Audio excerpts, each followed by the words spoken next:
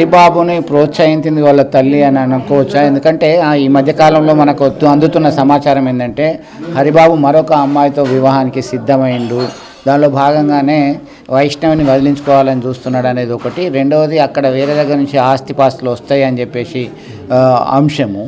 మూడవది ఏంటంటే ఆయనకు ఆల్రెడీ అక్కడ ఫిక్స్ అయిపోయింది మ్యారేజ్ అనేటువంటి కోణంలో వస్తున్నాయి సమాచారం.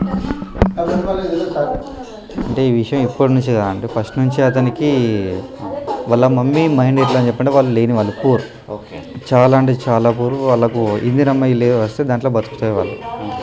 కాకపోతే వీళ్ళు ఏంటని చెప్పామంటే ఒక ప్లానింగ్ స్కెచ్ చేసుకొని కూర్చున్నారు. కొంచెం ఏదో ఎమ్మెల్యే తరపు నుంచి పరిచయం ఉందని చెప్పేసి ఆ ఎమ్మెల్యే పేరు చెప్పుకొని చుట్టుపక్కల మొత్తం తెలిసిపోయింది అంట. వీళ్ళు ఎమ్మెల్యే తరపున చెప్పంటే ఏ పనైనా అయితే కొంచెం పెద్దవాళ్ళని చెప్పంటూ అందరికీ తెలిసిపోయింది.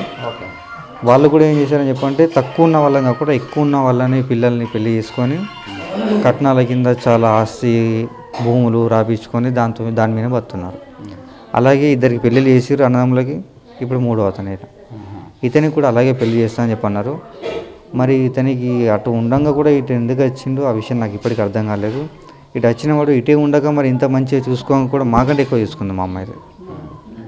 ఇక్కడికి వచ్చిన తర్వాత అయితే నాకంటే తమ్ముని కంటే కూడా వాళ్ళకు ఖర్చు ఎక్కువ పెట్టారు, భోజనం పెట్టారు, ఖర్చులకు పైసలు ఇచ్చారు, బట్టలు, తినడానికి తిండి, తిరగడానికి బండి, ఉండడానికి రూమ్ కూడా ఇచ్చారు మంచిగా.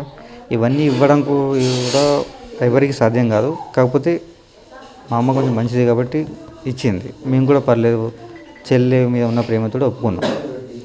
కానీ ఇప్పుడు ఇలా చేస్తారని చెప్పేసి అస్సలు ఎక్స్పెక్ట్ చేయలేదు మొత్తానికైతే.